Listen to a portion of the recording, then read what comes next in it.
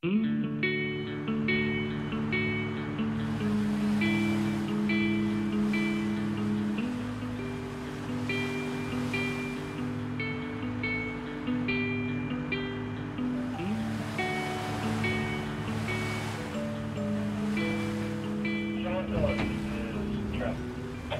good afternoon. The Sean Miller will be coming out of Miller's Launch, crossing over for the Brooklyn Shore, Bay Ridge Channel, Red Hook Channel, and Erie Basin, Brooklyn.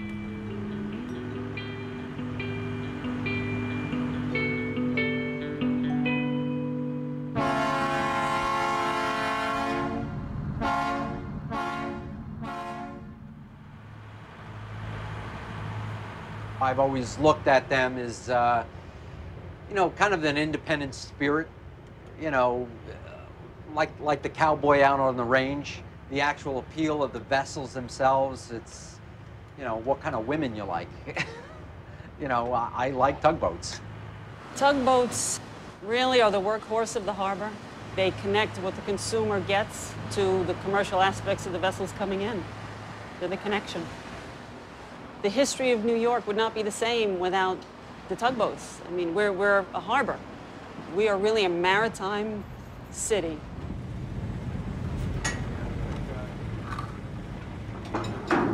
Has he got enough of a line up there to make 4 parts? I'm third generation, my brother and myself. Since 1931, my family, Kosnak, has been in New York, providing all types of marine service. All right, well, if he gets 2, we'll get some other spring line up in between to drag it. Yeah, okay. All righty. Well, pedal to the metal, guys.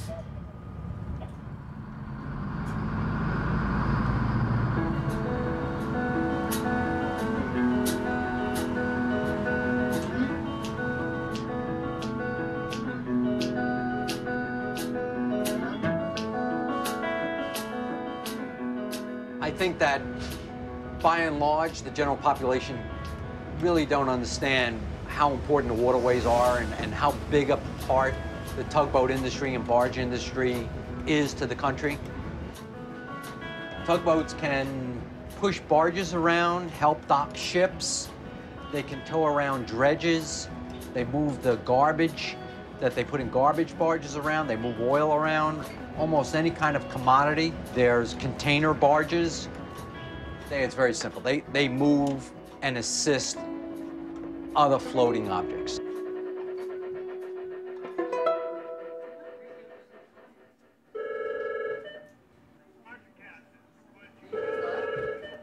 Miller's Launch? The Gulf Horizon? Sure. Can you hold on 1 second? 1 moment. Gulf Horizon, Miller's Launch on 1-6. Yeah, maybe just after 1800. All right, roger that, sir. Did you say 1800? Yes, correct. 1800. All right, very good, sir. We'll be standing by on channel 16 and 08 if you need us. Thank you. Okay, thank you. All right, Nick, they're going to finish down around 1800. How's it look from behind? Can we move the forward spot again or leave her alone? You know, in the 20s, there was no VHF radio. So it was, you know, you could hustle a job literally by being the first guy at the side of a ship. The way it was in the 30s, 40s, 50s, it's definitely different now. Then you could take anybody on the street and say, hey, do you want to work today? Come on the boat and work.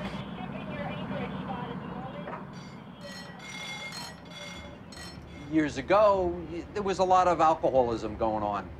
That has completely changed because of the regulations that really prohibit any drinking on board. There were bars everywhere. Say, anywhere a boat could put a line out, the guys usually ran right up to the bar. That was common practice. I used to make fun of when I first got on the boats that if you follow that guy down the river, you'd know who it was ahead of you by the trail of beer cans. Most of the guys steering today, they come out of schools. They're college graduates with degrees. That's what the trade is looking for now. Give her a nudge ahead, flip her right back. In the age of sail, a sailing ship could be becalmed. No wind, it doesn't move, and they'd have to wait for a favorable wind to get in, out of the port, out of a berth, Tugboats were developed to tow in, literally, sailing ships. Generally, tugboats will have a lifespan of 75 years. It's definitely not like your family car. Once you get it, you maintain it and you keep it going. The boats here were built in the, I believe, the 50s and the 60s, and they are made to last. They're an investment. When people refer to a vessel, they'll say, this is the Freddie K. Miller, ex-Fred K2, ex-Stapleton Service, ex-New Haven, that they have a lineage. You can tell the pedigree of the boat by the lineage. You spend so much time out on the boats, you want to be close to your family. So in order to stay close to your family, you name the boats after your family members? Generally, they are female names. Someone that's close to either the captain or the owners of the business or someone they want to honor. It sounds silly, but the name of the vessel means a lot. I know what you're saying. I think we got room on that side of the Glencoe now.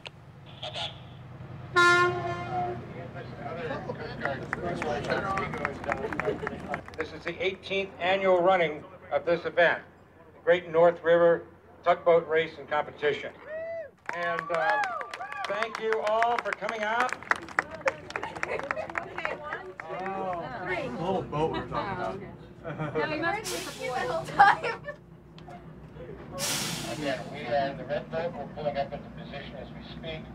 On the land side is a flagpole with American flag and 2 flags below it. That's the land side of the start line. 10, 9, 8. Oh, you're blocking them. 2 seconds. 5, 4, 3, 2.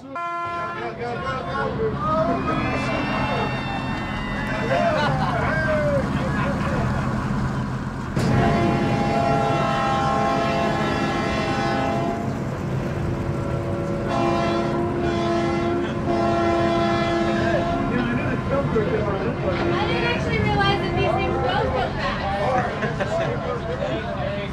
Everything's relative.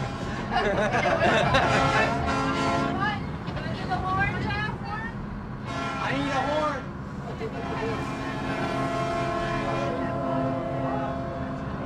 Well, we're not last.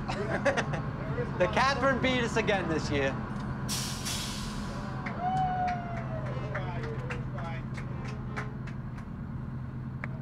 What we're going to do now is get into these awards. I want to start off with Miller's launch. We owe them this from last year, and we actually owe it to them again. This is for Team Spirit. Who's going to come up here from Miller to take this trophy?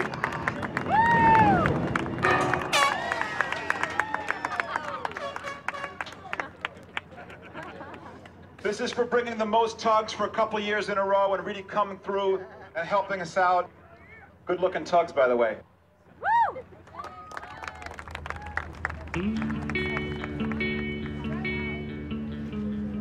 My son presently is in business school. I've told him that he should feel absolutely no obligation to join me in my company. And if he chooses to go into the business, that's fine with me. If not, that's okay too. You want to send your kids out, get experience in the world, do things, and then come back to the business. I think you really have to have it in your blood. You have to love it. It's not easy, and you know, I knew it wouldn't be easy. My brother knew it wouldn't be easy, but we forged ahead anyway.